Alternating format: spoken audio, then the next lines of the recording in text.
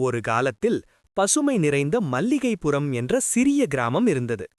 அந்த கிராமத்தின் அருகே ஒரு பெரிய காடு இருந்தது. அந்த காட்டில் மாயாவி மோகன் என்ற நல்ல மனம் கொண்ட மாயாவி வாழ்ந்து வந்தான். அவனுக்கு மந்திர சக்தி இருந்தாலும் அதை எப்போதும் பிறருக்கு உதவ மட்டுமே பயன்படுத்துவான். ஒருநாள் கிராமத்தில் கடும் வறட்சி ஏற்பட்டது. கிணறுகள் வறண்டு விவசாயிகள் கவலையுடன் இருந்தார்கள். சிறுவர்கள் கூட விளையாட மனமில்லாமல் சோகமாக இருந்தனர்.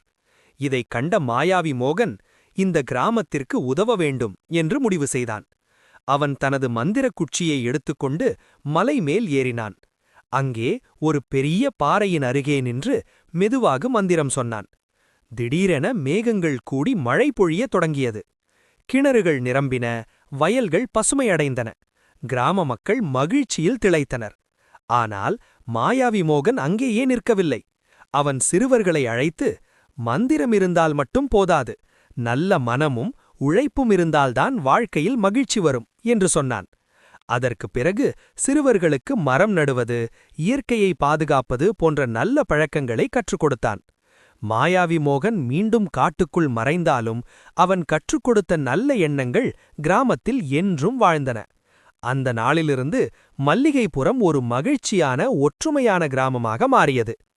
நீதி: மந்திரத்தை விட நல்ல மனமும் நல்ல செயல்களும் தான் உண்மையான சக்தி.